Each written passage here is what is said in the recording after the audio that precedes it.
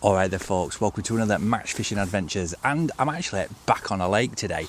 This is the first time I've been on a lake in probably months, to be fair. The last time I came up here I was at, just fished the Moat Lake for an hour with my little lad Ethan, and we had some roach out and some hide, and he got bored after about an hour, bless him, so we went back home. But it's weird, I've been proper nervous all day, and if you've seen the other videos you know exactly what I'm talking about, so I'm not going to dwell on it. The good news is I'm here, and today I'm doing something proper different to the norm. Okay, I've left the pole in the van, and basically what I've done is I've just set up a small feeder rod, which is this one, just the Corum Phase 1 10-foot feeder rod.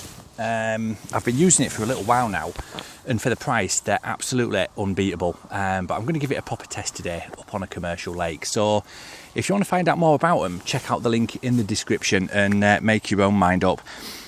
But fishing wise, what I'm doing today is just setting up a maggot feeder and fishing maggots with 2 or 3 maggots on the hook. And basically what I want to do is just try and catch everything in the swim, and this is a method that it really works at all times of year, but we tend to go down that narrow-minded pellet route, which is fair enough, because sometimes it's a lot faster and you catch bigger weight. Just want to try it and just show you what we can catch using just a one bait solution. Basically, if you've got a few hours spare, you've got a couple of pints of maggots. I mean, I've got a pint and a half in there, just red and whites mixed, and we're going to see what we can get out. So stay tuned, folks. Right then, so it's always a good way as well when you're fishing a maggot feeder, whether it be on a river or a lake, get your hook bait on first, because you can guarantee those maggots will crawl out by the time you got your hook bait on. So dead simple, just fishing red and white maggot to start with. I'm just going to feed this, fill it up, not chucking far, probably 25 metres, and we'll see. So it's just beyond pole range, but within waggler range as well, but I just want to give this a waz out and see. So just going to drop that in. A little bit of water just helps keep them in feeder on cast. And there we go. Not massively deep out there either. That's it, we've hit bottom. Just tighten up to that. That line sunk, and that is us fishing. I'm keeping a relatively straight tip on there, just to see. If you have it too tight, there's always a chance that you're going to get smashed if a carp comes along, and there's always that possibility, especially with maggots, because they will catch everything in your swim basically. Just going to give it 2 or 3 minutes each cast. I'm not going to leave it too long, because the maggots will get out quite quick, and I want to get a relatively nice bed of bait down there if I can.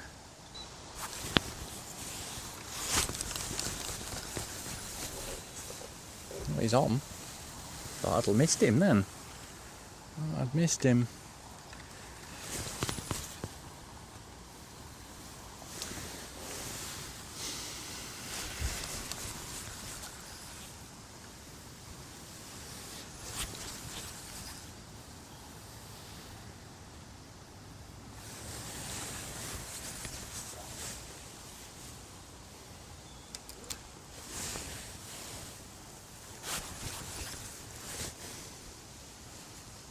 No, it was just a real delicate little bite as well, so it'll be interesting to see what this is.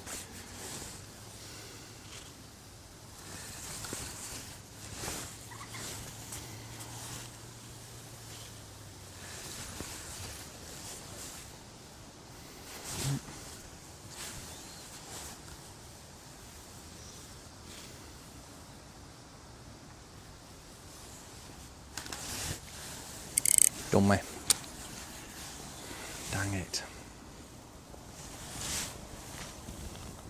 Right then, so since we've just lost that fish, that was on probably, I think it was my 3rd chuck, to be fair, so I know that there's a good bed of bait going down. I thought I'd just run you very quickly through my rig. Dead simple. It's a free running rig on a boom, black camasan, black cap feeder. That's going down just to a small bead that just sits in that swivel. That's the hook change swivel there, and that bead just sits over it, so everything's nice and tight.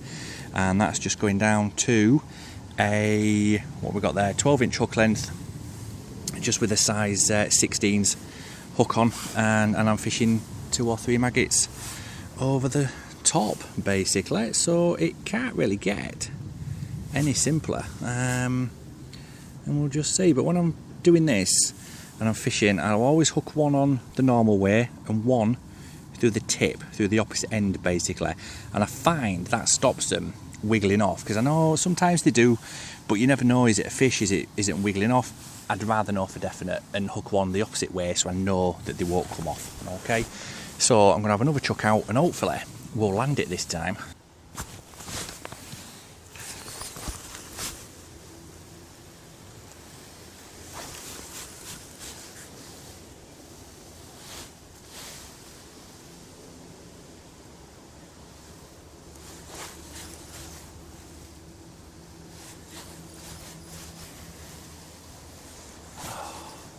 Oh, thought I'd been done again then. That wouldn't have been good. That would have upset me a lot.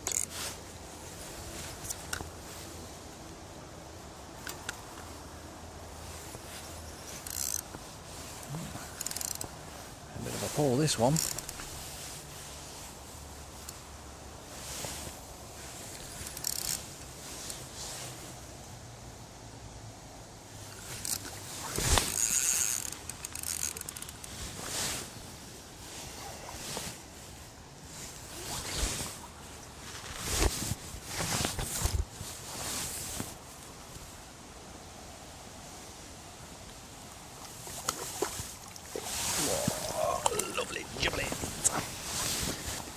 And there we go. Lovely fish on the maggot feeder. Beautiful, beautiful condition. And that's the thing, it's just about, once you've got a few maggots down there, and you've got that bed of bait after, say, half a dozen casts, it's going to home them in, do you know what I mean? And it's a fantastic little method. It's also fantastic as well, just as the weather starts to cool off a little bit and we get into like proper autumn and winter, it's a phenomenal little method.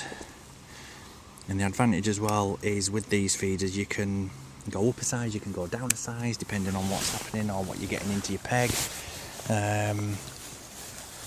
All sorts of different variations that you can do.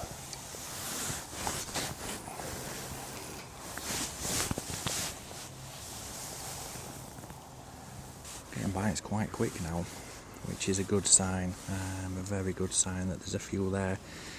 So it might be a matter of just monitoring now what happens, and if need be, if it starts getting a bit iffy, we can always put in a bigger feeder.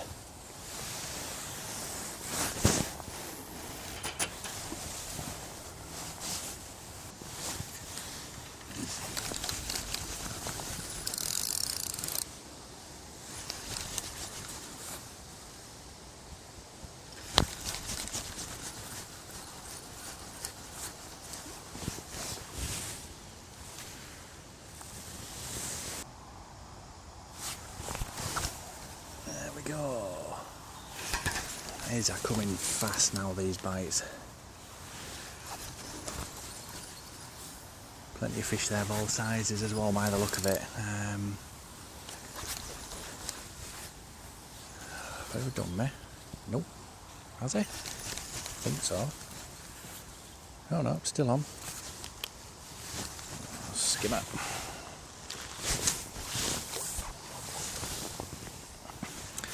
Right then, and always with skimmer fishing, I mean look at that, that's just disgusting, all of that line, you need to get all that off if you can. It'll cost you bites if you don't. You've got to make sure all that slime is taken off and out of the way. That's the only thing I don't like about breams and skimmers, is you do get that blathered everywhere. I'm getting those indications straight away. I mean, literally after 30 seconds now with that feeder hitting the bottom. So we've drawn in those fish. And then again.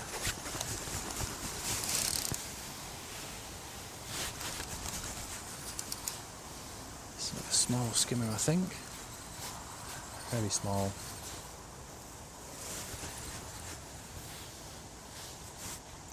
Yeah, now he's walking up a bit. Oh, aye. So there we go. There's a nice, seems to be a nice few fish there now. And it's just building slowly. And again, I'm just only fishing just double maggot, just a red and a white on the hook. And we're going, as I say, those bites are coming now after literally 30 seconds. So it's a good sign that there's now a few fish over that area. Right then, while we're doing this, I just want to bust a myth on maggots. A few people have said that they won't fish maggots on a commercial because the maggots will actually bury themselves in the silt, and that's not true at all. I think it was Dynamite Baits did an underwater thing with maggots on a clear lake bed or over silt, and basically they cupped in a good pole pot size pot of maggots, and they went in at the bottom, and I think initially they were measuring the spread of how they spread in the depth of water, but basically they landed in a heap in the bottom, and they did crawl around, but they didn't bury themselves in the silt. They actually crawled, and I think in the end it was the size of a massive dinner plate. I think was the circumference that they got to. Because if you think about it, they breathe air, so if they're in water they can't breathe, so they're not going to have enough oxygen to bury themselves into the silt. So they basically sat on the top, wiggled around a bit, and then died, suffocated basically. So it's worth checking it out if you can. As I say, that's on the Dynamite Baits page on YouTube, so might be worth a look. If you do have a miscast like that, especially with a maggot feeder, it's worth giving it a few seconds just to let those maggots come out of the feeder before bringing it in, because the last thing you want is a massive trailer bait all the way through your peg. So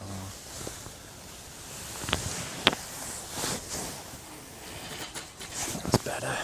Bang on the money, that. Got a funny feeling I might have been done here. That last this cast, it went in. I had a little indication after about 20 seconds, and then I've had nothing since. So I'm assuming I've been done, but I'm not entirely sure. What do you do? Ah, man. Oh, there we go. There we go. I'm glad I left that few seconds.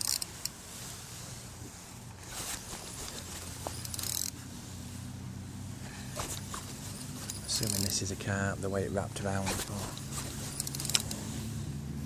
Let's see, it's kiting right off to the left.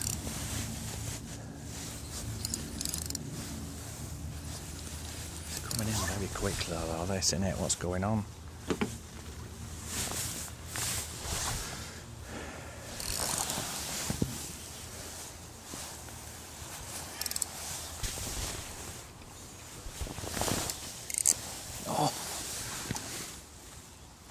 Believe it. That's two I've lost to up pulls. Oh.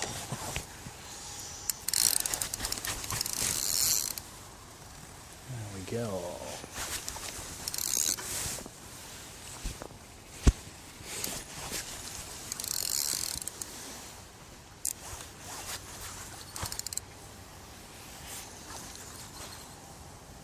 Another skinny bobs.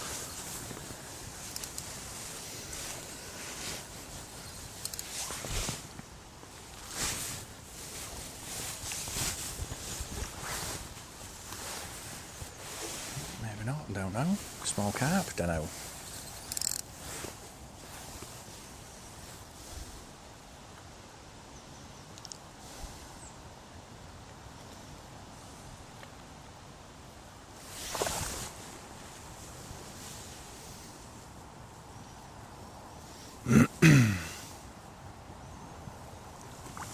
Oh God, barbel.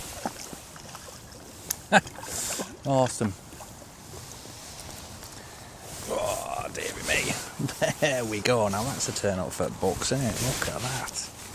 Oh, steady, steady, steady, steady, steady. Steady, steady, steady. If you want to hook yourself, you have. Let's get rid of that. And there we go.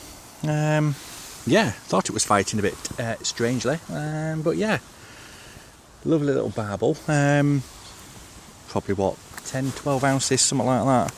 Nice little fish to end the session on.